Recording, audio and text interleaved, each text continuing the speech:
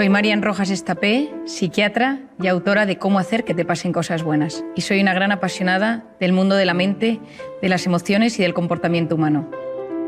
Hola Marian, mi nombre es Melania, soy periodista y es un privilegio poder compartir contigo una charla sobre neurociencia, psicología e inteligencia emocional. Muchísimas gracias, Melania. Para mí es una alegría estar aquí. Tú que eres psiquiatra, has estudiado la mente y el comportamiento humano y dices que no hay atajos ni guías rápidas que aseguren la felicidad. Me gustaría que nos hablaras un poco más sobre esto. Estamos en un momento de la historia donde parece que existe una obsesión por ser felices. Como que hay atajos fáciles para disfrutar con esto y conseguirás la felicidad rápidamente, pero la felicidad no es eso. La felicidad depende del sentido que cada uno de nosotros le damos a nuestra vida. ¿Pero qué sucede?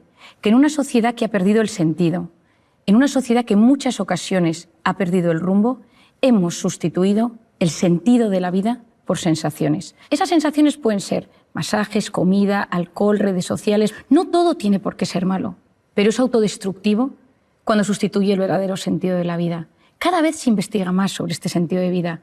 Los japoneses lo denominan Ikigai y hoy en día se sabe que cuando existe ese Ikigai, ese sentido que uno le da a las cosas, uno puede tener mejor salud física y psicológica. Incluso mejoran los marcadores cardiovasculares, pero también mejora la felicidad. Cada uno de nosotros, todos los que nos están escuchando, tú y yo, Melania, estamos librando una batalla en algún tema de nuestra vida.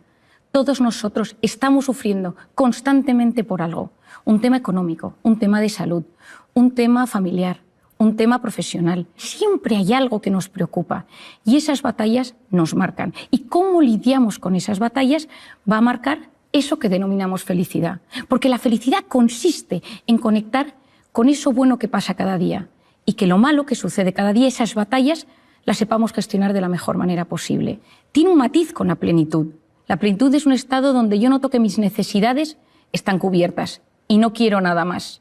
Por lo tanto, uno puede estar sufriendo mucho, pero ser feliz en ese momento, porque sabe conectar con lo pequeño y bueno que me va sucediendo cada día. Es decir, la felicidad está en conectar con las cosas pequeñas que van surgiendo en el día a día. Te he leído en varias ocasiones que muchas veces el antídoto para el sufrimiento es el amor. ¿A qué te refieres con esto? El mejor antídoto al sufrimiento y al dolor es el amor. Es sentirse querido, es sentir que no estás solo. Esa sensación de soledad no buscada, esa soledad involuntaria, es una sensación terrible para la psique, para la mente y para el corazón. Y por eso en muchas ocasiones, cuando uno está solo, tener a alguien, una persona vitamina, una persona que te apoye, una persona que te escucha, que no te juzga, que te entiende, la que le cuentas algo y automáticamente te hace sentirte mejor. Que da igual que haga un año que no la veas, que sabes que con esa persona las cosas son mucho más sencillas, ¿no? Esa sencillez en las relaciones humanas que tanto ansiamos. ¿El amor a quién? Bueno, el amor a uno mismo. Eso es la autoestima. Quererse de forma sana, no quererse en exceso, que ahí entramos en el narcisismo, ni quererse poco, que entra en los cuadros de inseguridad tan destructivos para la mente humana. Y eso tiene mucho que ver con la voz interior. Todos nosotros tenemos una voz interior que determina cómo va a ser nuestra autoestima y cómo nos vamos a tratar. Lo segundo es el amor de pareja. El amor de pareja nos hace ser valientes. Ya lo decía Platón, no existe nadie tan cobarde que el amor lo transforme en alguien valiente. Yo creo que estoy segura de que todos conocemos a alguien que de repente se ha enamorado y se transforma. Y nada, le da miedo y asume riesgos que jamás habría asumido. El amor de pareja es impresionante. Y cuando uno tiene ese amor de pareja, cuando uno se siente querido, esa sensación de confianza, hasta mejora, sabemos hoy en día, el sistema inmune. Tienes mejor salud física y psicológica. El tercero es el amor a los demás. La cooperación, la solidaridad, el amor a tus padres, a tus amigos, a tus hermanos, incluso a la gente de tu trabajo. Cuando uno está en armonía con las personas de su entorno, es capaz de mitigar los efectos que el estrés puede producir en él. Si tú vives ansioso o preocupado por algo, un tema económico, pero te sientes querido, el estrés que eso te produce es mucho menor. Luego tenemos el amor a las creencias y a los ideales.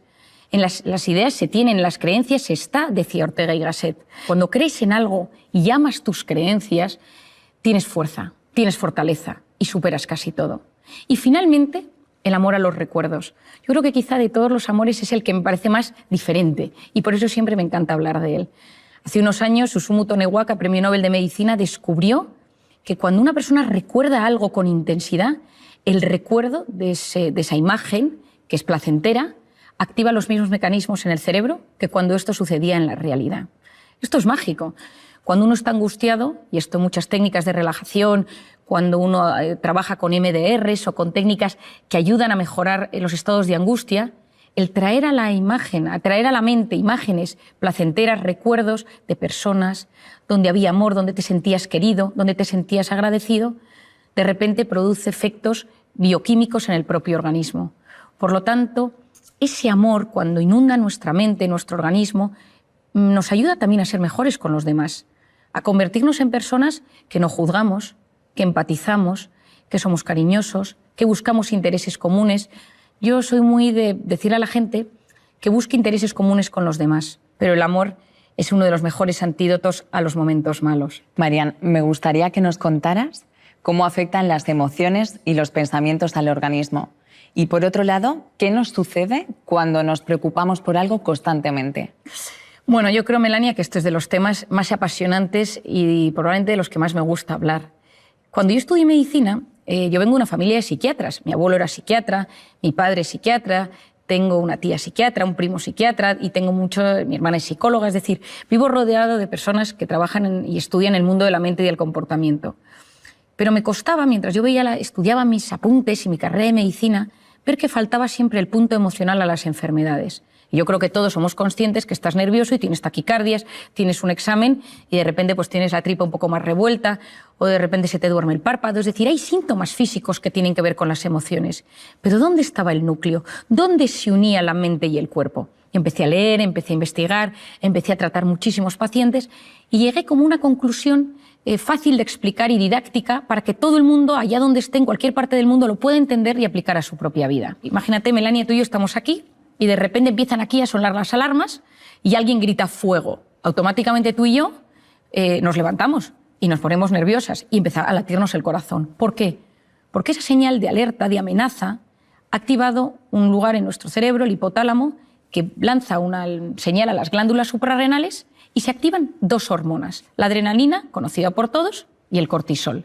Y automáticamente, ¿qué sucede? Que mi cerebro busca mecanismos de supervivencia, que son la lucha y la huida. Y empezamos con taquicardia, corazón me late, para llevar la sangre a los tejidos y poder luchar o correr, que es lo que hace falta. Luego empieza la taquipnea, que es esa necesidad de meter más oxígeno en el cuerpo para que mis músculos y mis células tengan más oxígeno y poder luchar. La glucosa se moviliza, las grasas se empiezan a movilizar y en este momento yo ya no puedo razonar porque estoy en un momento de alerta y la corteza prefrontal, que es la que se encarga de reflexionar, de pensar, de buscar soluciones a los problemas, de repente ya no me deja pensar tan bien. Es como que me pierdo el hilo de lo que te estoy contando. El hipocampo, que es la zona de los recuerdos y donde almacenamos los datos, es hipersensible al cortisol y por lo tanto nos falla la memoria y tenemos como lagunas en lo que queremos hablar. Ese pico de cortisol va a tardar varias horas en volver a su estado original. ¿Por qué es esto tan importante, Mel? Porque ese estado de cortisol que se eleva, ese estado de cortisol va a cambiar nuestro organismo. El cortisol es una hormona cíclica. Por las noches es baja y tiene que ser bajita para que yo pueda dormir. Y a lo largo de la noche sube hasta las 8 de la mañana, más o menos, que tiene su pico más alto. Y a las 8 de la mañana vuelve a bajar para hacer frente a los desafíos del día a día. Pero ¿qué pasa si vivo preocupado por algo constantemente? Aquí entra una de las ideas más importantes que te voy a transmitir hoy.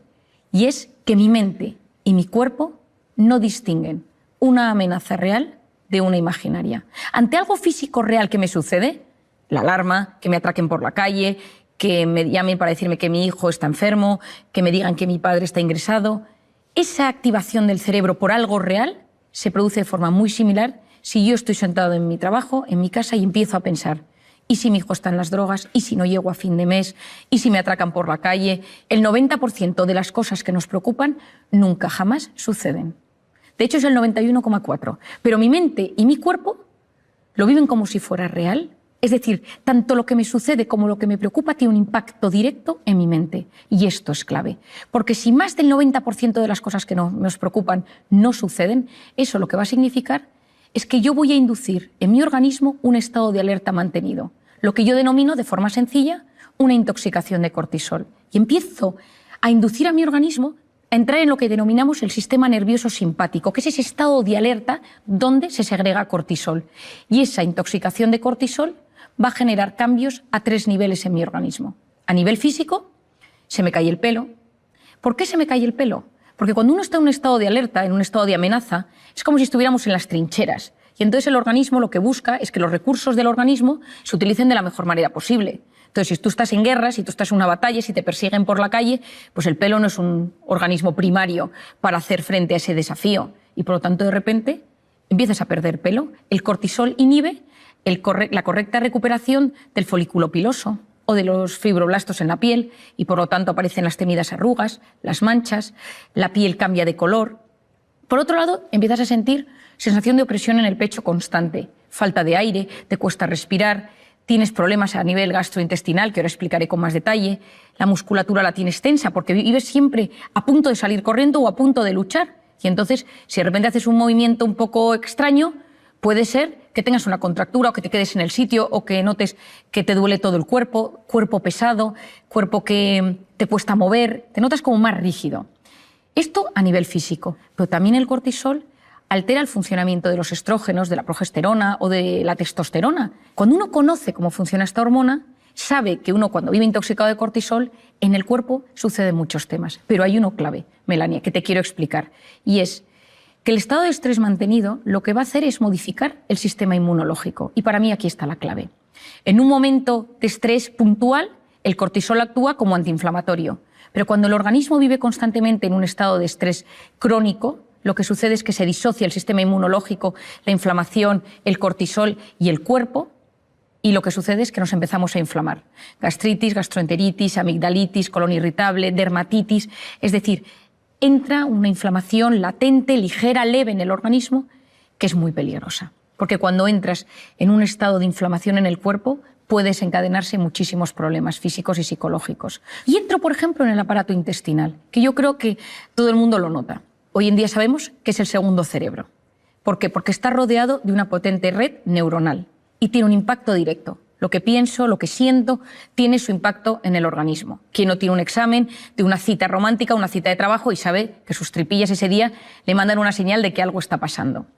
Al lado de los intestinos, ahí están las arterias y las venas, por donde lo que yo voy comiendo, lo bueno, se va a ir por allí para nutrir a todo mi organismo. Y dentro del intestino, dentro de la luz, están las vellosidades intestinales, por donde se absorben los nutrientes, y la famosa microbiota, clave. Hoy en día es uno de los grandes temas que estamos estudiando con más profundidad. Yo soy una gran apasionada de la microbiota. Es el conjunto de bacterias, de microorganismos buenos y malos, que ayudan a que ese equilibrio sea bueno para la absorción de nutrientes, para integrar las sustancias dentro del organismo. Hoy en día es clave, pero sabemos que los estados de estrés mantenidos por ese famoso cortisol o por lo que comemos va a modificar la microbiota. ¿Y cuál es el problema de esto? Que a través de esas heridas entran cosas entre comillas, dentro de la sangre que no deberían entrar. Es decir, el filtro, la permeabilidad intestinal está dañada y entran cosas en la sangre que no deberían entrar y que son tóxicas para el organismo, y hoy en día sabemos que están en la causa de algunas enfermedades neurológicas o neurodegenerativas. Pero por otro lado, estás fermentando, estás con la microbiota alterada y eso lo que genera es gas y tienes esos hinchazones abdominales y esos gases tan molestos. Es decir, algunas veces cuando las personas me preguntan ¿cómo sé si estoy inflamado? Yo le digo, mírate las encías, porque es un gran... si uno se lava los dientes y nota la sangre, o mira si, por ejemplo, tienes la tripa hinchada, o cómo te sienta lo que comes. Y te vas a dar cuenta si ahí tienes ese estado de inflamación. A nivel psicológico, lo primero que me sucede es que estoy irritable. Saltas a la mínima. Estás en un estado de alerta y estás mucho más vulnerable y mucho más susceptible. Lo segundo que te sucede es que no duermes bien. Llegas a la noche, como tienes ese estado de alerta elevado, lo que te sucede es que te metes en la cama y empiezas a darle vueltas a las cosas y empiezas a girar en la cama y no te duermes. A veces del agotamiento consigues caer rendido en la cama, pero te levantas a las 3 o a las 4 de la mañana con una sensación de preocupación, con algo que te inquieta y no te deja dormir. Y en otras ocasiones duermes del tirón, pero te levantas con sensación de agotamiento, porque ese estado de alerta impide que llegues al sueño profundo. Y por lo tanto, aunque hayas dormido las horas que necesitas, tu cuerpo no se siente descansado del todo. Y luego, en muchas ocasiones, te puedes poner triste. Y esta es otra idea importantísima, Mel, que te quiero transmitir hoy. Muchas depresiones provienen de estados de alerta permanentes. Cuando uno conoce, cuando uno entiende todo esto, comprender es aliviar. Y cuando uno comprende por lo que pasa su mente, uno se siente aliviado, porque si no, lo que sucede es que uno es esclavo de síntomas físicos, psicológicos y va como perdido por la vida. y poder llegar a unir la mente y el cuerpo y entender que somos lo que pensamos en muchas ocasiones, que ese pensamiento me lleva a una emoción, que esa emoción tiene su impacto en el cuerpo, me va a ayudar muchísimo para poder desarticular esa intoxicación de cortisol y esos momentos de estrés mantenidos. Con el ritmo de vida tan acelerado que llevamos, constantemente vivimos situaciones de estrés, de miedo, de frustración y que, como bien dices, si no se canalizan o se atajan correctamente, pueden derivar en depresiones, ansiedades. ¿Cómo podemos prevenir y gestionar de manera saludable estos estados? Bueno, yo una de las cosas que más recomiendo a todo el mundo, a jóvenes, estudiantes, a más mayores, a gente adulta, estés donde estés, trabajes en lo que trabajes, es que tengas unas nociones básicas de cómo funcionas tú como ser individual y cómo funciona la mente humana y el organismo humano en general. Y que hagas como una unión y digas, esto es lo que me pasa a mí. Si tú eres de los que tienes problemas de espalda, tienes que saber que tus momentos de estrés, la espalda, es la que te va a mandar señal de aviso.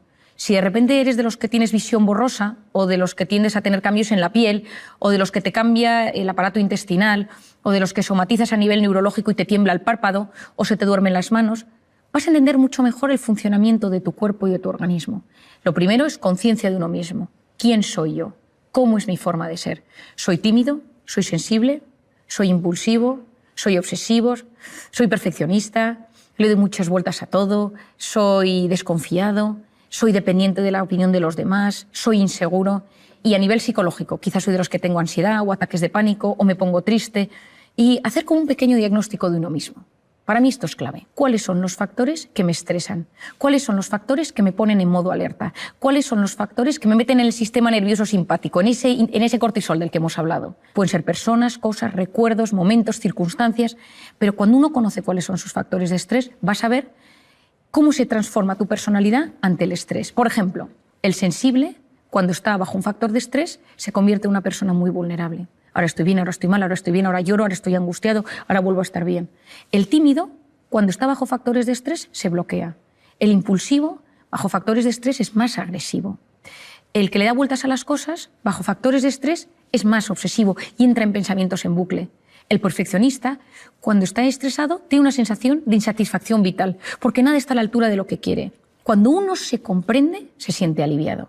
Entonces, cuando me preguntas qué nos puede ayudar, hacer este esquema. Yo a todos mis pacientes les hago este esquema. ¿Cómo eres tú? ¿Cuáles son tus factores de estrés? ¿Y en qué se transforma esto? Cuando entiendes tu cuerpo, cuando entiendes tu personalidad, es mucho más fácil hacer frente.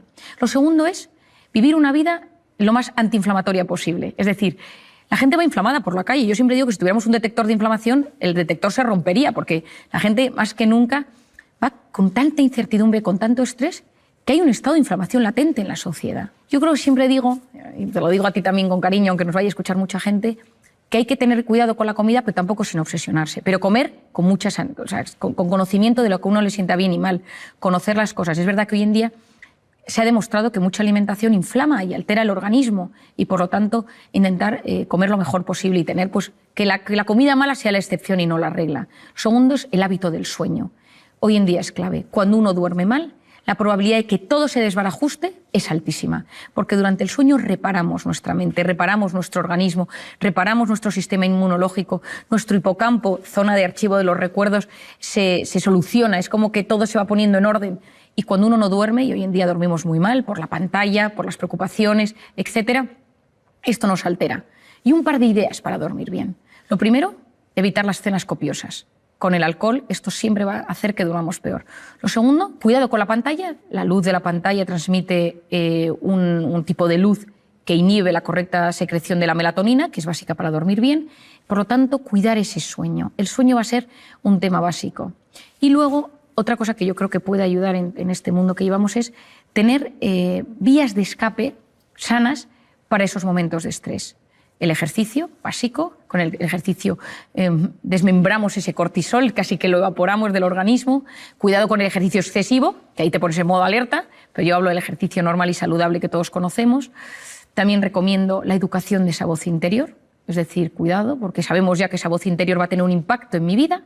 Entonces, que mi voz interior sirva para apoyarme y no para hundirme. Hacer un diagnóstico, cómo me trato yo. Lo tercero es las personas con las que me rodeo, cuidado, que a veces parte del problema es que vivo rodeado de personas que me meten en modo alerta. Cuarto, el ser humano no está diseñado para vivir en el sistema nervioso simpático constantemente. Un poquito me puede ayudar a de repente ser profundamente eficiente, profundamente efectivo, para llegar a las cosas de la mejor manera posible. Pero si lo mantengo en el tiempo, corro el gran riesgo de enfermarme. Por eso lo importante es salir de vez en cuando de ese modo alerta, de ese sistema nervioso simpático, al parasimpático, al de la meditación, el de la relajación, el de la respiración, la conexión con uno mismo, conexión con los demás, conexión con lo grande, con la trascendencia. Porque cuando soy capaz de desconectar del modo alerta para conectar con el modo relajación o con el modo parasimpático, recupero mi organismo, recupero mi mente, recupero mis habilidades, incluso recupero mi sistema inmunológico para volver a hacer frente a los desafíos que me van surgiendo en el día a día. Supongo que somos muchos los que tenemos una gran curiosidad por el funcionamiento del cerebro y a mí me gustaría que nos contaras alguno de sus procesos para entrenarlo y que nos ayude a mejorar nuestra calidad de vida. En el cerebro pasan muchas cosas, ¿no? Y entonces la gente viene y cuando viene a consulta te pregunta, ¿no, María, me ha pasado esto? ¿Por qué? ¿A qué se debe? ¿No? Y cuando se lo explicas, oye, hay una sensación de alivio, ¿no? Esto tiene un sentido, no es que me estoy volviendo loco, no es que mi cabeza o soy un tipo raro. Y entonces cuando la gente le explicas que hay cosas que son, no digo que comunes, pero sí frecuentes o que tienen una explicación neurocientífica, te sientes mucho más aliviado. Pienso, por ejemplo, en el famoso secuestro de la amígdala, que muchas veces la gente me pregunta de qué se trata. El secuestro de la amígdala es una respuesta automática de la mente ante algo que sucede y tienes una reacción desproporcionada. Y es como que la amígdala en ese momento tiene una comunicación con el hipocampo, que es donde están los recuerdos. Y la amígdala es donde está la emoción, la ansiedad, la angustia, donde reaccionamos. Y ese canal de comunicación tiene que ser lo más sano posible. Entonces, si de repente hay un recuerdo que no se ha quedado bien archivado, si de repente vuelves a algo relacionado con ese recuerdo no bien archivado en tu hipocampo, la reacción en la amígdala va a ser fortísima. Entonces, mucha gente puede decir, escuchando esto, pues a mí esto me pasa con una persona, o con un animal, o con el miedo a volar, o con cosas que de repente me pongo malo, o con los hijos. A veces uno tiene reacciones de secuestro de amígdala en la educación de los hijos, porque se enfada muchísimo ante alguna actuación que ve en ellos y reacciona de forma desproporcionada. Entonces, bueno, primero, como siempre explico, es ser consciente de que a uno le pasa esto, ¿no? Intentar ver cómo cortocircuitar ese bucle explosivo que tiene en su mente. Todos nosotros nos pasan acontecimientos diariamente y unos de repente nos afectan muchísimo y otros muy poco. Tu hijo puede llegar un día a casa, haber suspendido todas las asignaturas y que ese día a ti ya te hayan subido el sueldo y te parece que lo de las asignaturas, bueno, pues mira, ya probará. Si ese día te han bajado el sueldo o has perdido el trabajo, encima que hayas suspendido las asignaturas, pues puede generar en ti una reacción muy negativa contra tu hijo. Es decir, la vida no es lo que es. Hay cosas que, lógicamente, son más o menos realistas, pero lo importante es la interpretación que hacemos de lo que nos sucede. Y todos nosotros interpretamos la vida de una y otra manera, dependiendo de una serie de factores. Lo voy a dividir en tres. El primero es el sistema de creencias. Todos nosotros tenemos unas ideas prefijadas sobre cómo debe ser la vida, cómo quiero que me traten, cómo quiero que se gobierne el mundo. Es decir, a nivel ético, a nivel moral, a nivel político, a nivel personal, a nivel económico. Yo quiero vivir en este tipo de casa, yo quiero que mis jefes me traten así, yo quiero que mi pareja me trate de esta manera, yo quiero que mis hijos sean así, O sea, tenemos unas expectativas, unas aspiraciones personales, profesionales, tanto nuestras, de nuestro entorno, pero también de cómo debe ser gestionada la vida. O sea, hay palabras, personas, personajes, políticos que, dichos, generan automáticamente una reacción. Y eso es el sistema de creencias. Hasta el más tolerante tiene un sistema de creencias limitante. ¿Por qué? Porque muchas veces queremos que nuestros hijos sean ingenieros, médicos, y de repente te viene un hijo, estoy pensando en una paciente que tengo, que le dijo que quería ser pianista, toda la familia son ingenieros, y la madre no lo entendía, dejó de hablarle porque para ella era un drama, pero su hijo tenía un don para el piano, pero ella no lo podía percibir, ella no lo veía. ¿Por qué? Porque su sistema de creencias era que todo lo que no fuera ser ingeniero era un problema. Porque venían de no sé cuántas generaciones de ingenieros en la familia. Y el tema del piano le parecía que era una cosa que no tenía ni pies ni cabeza. Muchas veces hay que romper nuestro sistema de creencias. Yo creo que lo más importante es conocerlo. ¿Cuál es el mío? Y todos tenemos un sistema de creencias que hace que las cosas que nos cuenten o que nos sucedan las vamos a interpretar de una u otra manera según ese sistema de creencias. Y es lo más difícil de cambiar. Cuando uno piensa en algún tema de alguna manera, a veces no se puede modificar. Y es como darse contra un muro. Porque yo puedo tener delante un paciente que noto que es un sistema de creencias limitante, acepta a tu hijo, acepta este tema en ti, acepta tu pasado, acepta que esto pase en tu trabajo. No quiero, me niego.